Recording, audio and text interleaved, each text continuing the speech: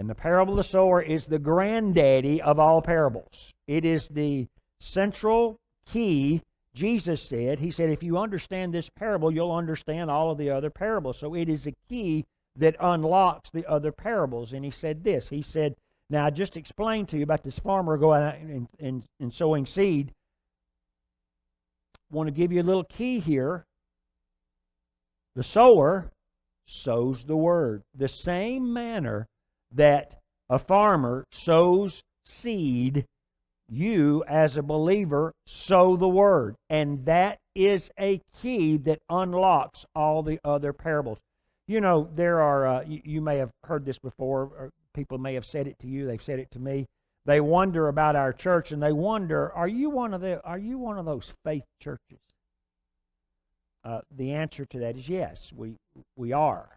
And it always puzzles me when somebody asks me that, because they mean it derogatorily. They don't, it's not a compliment. It's one of those faith churches. Well, I just see in the Bible that Jesus thought that faith was really important.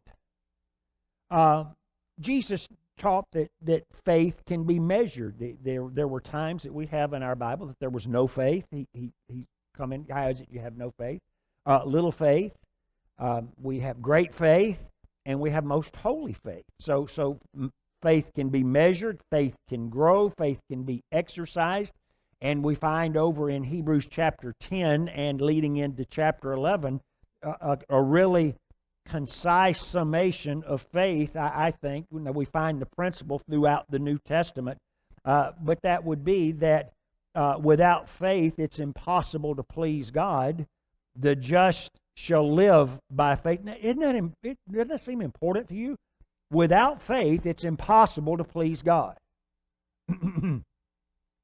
Without faith, it's impossible to please God. God is not pleased when we don't operate in faith. Does it? Okay, so apparently faith is really important. And what you remember Jesus when He told the parable of it says the importunate servant, and then there's the woman also. There's two parables that illustrate this. One of them is a man has gone to sleep with his family, and a neighbor comes over and says, look, I've had some out-of-town guests come in. We don't have enough food, and I need to borrow a loaf of bread. Okay. And then there's another one where a woman comes in before a judge, and she hounds him every day. And the judge realizes, if I don't give this woman what she wants, she's gonna be in my face every day. I know some women like that, but that's another story for another day. So the woman comes there every day, just over and over and over again. And he says, I'm just going to give her what she wants, because she was persistent. The same thing with the servant or the neighbor that comes over. He keeps knocking at the door. I need some help. And because of his persistence, the man gets up and gives him what it is that he needs. And Jesus said this. He said, when the Son of Man comes, is He going to find faith in the earth? And so that illustration shows there are things that you can get by just begging God. You can just beg Him. Oh, God, please. Matter of fact, that's most people's prayer life when they get in trouble is, oh, God, please. Oh, God, please, you got to do something. Oh, God, please, you got to move. Oh, God, please, you got to get me out of this. Okay, so that's begging God. And we find in the Bible examples of people having some results by just going before God and begging.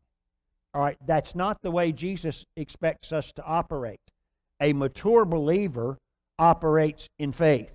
That's why when the Son of Man returns, is He even going to find faith in the earth? Are we going to have people that are living by faith? The answer is yes. There are people that are living by faith. So I think faith is really important. And at the center, at the core of that is this parable, and that is the sowing of the Word. It is imperative that we as believers sow the Word of God in our life. And how do you do that? Well, the farmer tosses seed the way that we toss that, the way that we sow faith, are by the words that we speak. We speak things of faith. We speak faith into existence. That's the way that we sow it. By the way, that's the way you do everything. That's the way that you prepare the soil, is by speaking the word.